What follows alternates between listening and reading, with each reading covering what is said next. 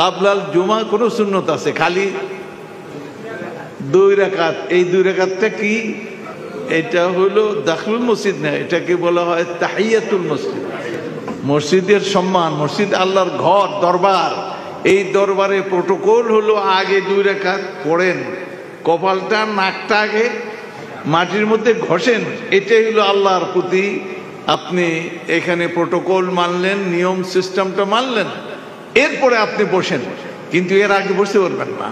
যদি আপনি ঢুকে দেখলেন যে ইমাম মাত্র এই 1 মিনিট 1.5 মিনিট বাদে জামাত দাঁড়াবে, আপনি দাঁড়িয়ে থাকবেন।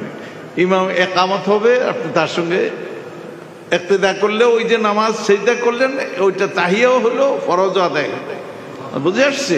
কিন্তু দাঁড়িয়ে থাকবেন। কোন আরব দেশে, কোন আরব, মিশর এত একটা খারাপ দেশ হয়ে গেছে এখন, কিন্তু সেখানেও আমি তো বহুবার মিশর গেছি, আমি কখনই দেখি নাই যে কোনো একটা মূর্খ মানুষ মসজিদ ঢুকেই বসে পড়েন না, এটা বসবে না। তারা এটা দেখার দরকার নাই সূর্য উঠছে না ডুবছে না মাথার উপরে খাড়া। এটা হলো স্বভাব, হলো দুখুল।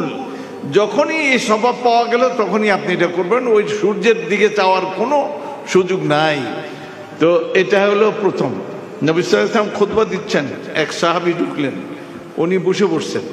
কারণ ওনার ওই হাদিসটা জানা আছে, ইমাম যখন মেম্বারে চলে আসবে তখন কি নাই, কোনো কালামও নাই, নামাজও নাই, কথাবার্তাও নাই, নামাজও পড়বেন।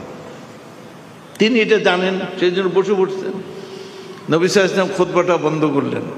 বন্ধ করে কত বড় গুরুত্বপূর্ণ লক্ষ্য করেন। খুতবা বন্ধ করে তাকে নাম তারে জিজ্ঞেস করলেন, নামটা আমার ভুলে গেছি। ওনাকে জিজ্ঞেস করলেন, আসলেই তুমি কি নামাজ পড়ছো? ক্বালা লা ইয়া রাসূলুল্লাহ, হে আল্লাহ রাসূল, আমি কিন্তু নামাজ পড়ি নাই। কুম, দাঁড়াও, ওয়ারকা রাকাতাইন, 2 রাকাত আগে মারো। এটা কেমন মনে করেন আপনি? আর এখানে কয় এখন বসেন, পরে সুন্নতের সময় দেওয়া, সুন্নতই নেই ওটা সময় দেয়। এরপর এখন বসো, যেখানে 2 রাকাত ছাড়া বসাই যাবে না। খুতবা চলাকালীন যদি ঢুকে তাহলে তাকে 2 রাকাত পড়তে হবে, খুতবার মধ্যেও পড়তে হবে। হ্যাঁ, আগে যারা নফল টফল পড়ছে বা তাহিয়া পড়ছে বা 100 রাকাত পর্যন্ত নফল করতে পারেন, কিন্তু সুন্নত নামাজ নাই, এটা জুমার পরে আছে, আগে নাই। এখন আপনি যখন ইমাম আসলো তখন আর নামাজ আপনি শুরু করতে পারবেন না।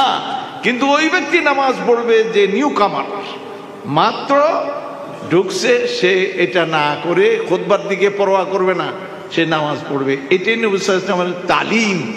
বাদাল ইসলাম গরীবান সাইউদু কামা বাদা ফাতুবা লিল গুরাবা।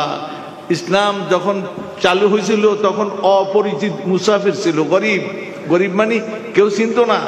আজাআলাল আলিহাতা ইলাহান ওয়াহিদান ইন্না হাযা লা শাইউন উজাব।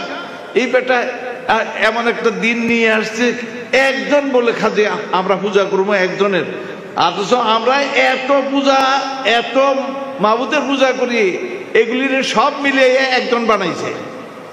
একজন পূরণ দিলে কি বাড়ে না কমে? যোগ দিলেও বাড়ে, কিন্তু এখানে পূরণ তো নাই, যোগ দিয়া আরো কমছে। এলে একজন, এটা বড় অবাক করার কথা, এটা একজনের কথা কয়। এটা ইসলাম ছিল গরিব, কিন্তু নবী সাল্লাল্লাহু আলাইহি ওয়াসাল্লাম বলছেন সাইউদু কামা বাদা। ইসলামের এই অবস্থাটা আবার ফিরে আসবে। আসল ইসলাম মানুষ বুঝবে না, খালি এই সব কথা বুঝে আসছে। সুতরাং জুমার দিন আমরা এই জিনিসটা করি না।